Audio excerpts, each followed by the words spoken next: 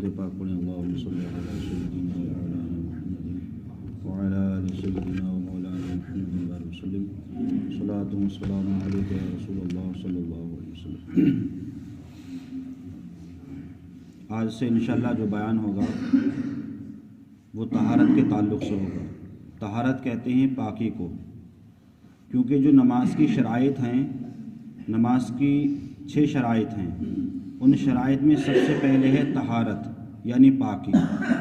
اب پاکی کئی چیزوں کی ہے، پاکی جو ہے کپڑوں کی ہے، پاکی بدن کی ہے، اس کے بعد جو ہے وضو بھی ہے، اس میں پھر غسل بھی ہے۔ تو بغیر پاکی کے، بغیر طہارت کے نماز جائز نہیں ہے۔ تو اس سے پہلے ہمیں پاکی چاہیے، اور پاکی ہر طریقے سے ہونا چاہیے۔ جہاں نماز پڑھ رہے ہیں وہ بھی جگہ پاک ہونا چاہیے، بدن بھی پاک ہونا چاہیے، کپڑے بھی پاک ہونا چاہیے۔ تو یہ تمام چیزیں کیا طہارت میں آتی ہیں۔ تو اس میں طہارت میں سب سے پہلے کیا پڑتی ہے ہمیں ضرورت وضو کی، کیونکہ جب بھی نماز پڑھیں گے ہمیں تو وضو کی ضرورت پڑے گی۔ تو وضو کے تعلق سے جو ہے وضو کی فرضیت جو ہے وہ قرآن پاک مجید سے ہے۔ اللہ تعالیٰ نے ارشاد فرمایا کہ یا ایھا الذین آمنوا اذا قمتم الی الصلاۃ فاغسلوا وجوہکم وایدیکم الی المرافق وامسحوا برؤوسکم وارجلکم الی الکعبین، یعنی اے ایمان والو، جب تمہارا نماز پڑھنے کا ارادہ ہو، مطلب مسلمانوں جب تم نماز پڑھنے کا ارادہ کرو تو سب سے پہلے کیا کرو، فاغسلوا وجوہکم، اپنے چہروں کو دھو، وایدیکم الی المرافق، اور اپنے دونوں ہاتھوں کو دھو کوہنیوں سمیت، اور اپنے چہرے اپنے سر کا مسح کرو، اور اپنے دونوں پہروں کو گٹوں سمیت دھو۔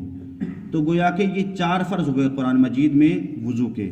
نمبر 1 مطلب چہرے کا دھونا، نمبر 2 دونوں ہاتھوں کا کوہنی سمیت دھونا، نمبر 3 سر کا مسح کرنا، اور نمبر 4 جو ہے دونوں پیروں کو گٹوں سمیت دھونا۔ ان چاروں کو دھونا تو فرض ہے۔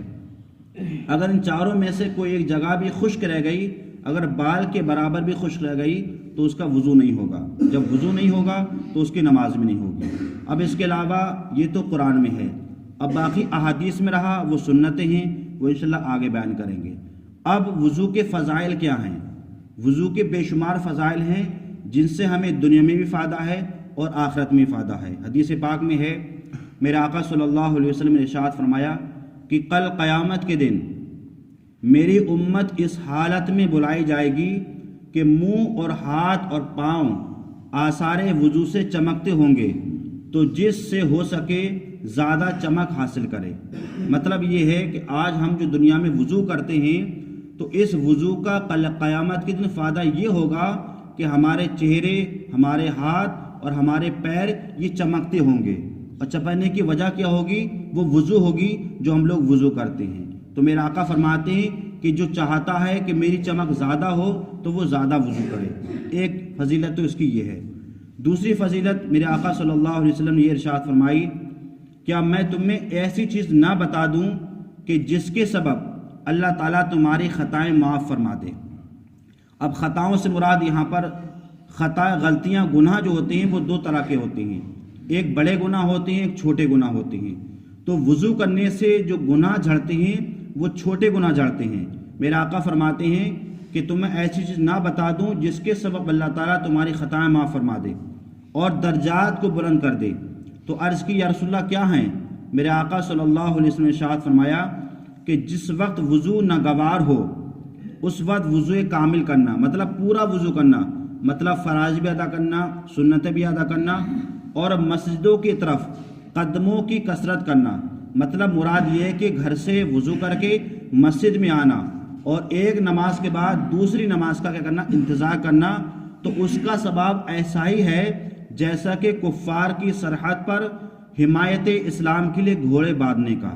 مطلب یہ جو انسان گھر پر وضو کرے گا اور ایک نماز کے بعد دوسری نماز کا انتظار کرے گا، اور جو نماز کے لیے جو ہے آئے گا مسجد کی طرف، تو اس کو اللہ تعالیٰ ایسا ہی ثواب عطا فرمائے گا جیسا کہ مجاہدین اسلام جو ہے کفار کی سرحد پر اپنے گھوڑوں کو باندھتے ہیں۔ مطلب یہ ہے کہ جس طریقے سے ان کو جہادیوں کو ثواب ملے گا، جس طریقے سے مجاہدین اسلام کو ثواب ملے گا، اسی طریقے سے آپ کو بھی ثواب ملے گا۔ اور آپ یہ دیکھیں کہ وضو کرنے سے فائدے کتنے ہیں۔ وضو کرنے سے 3 فائدے ہیں۔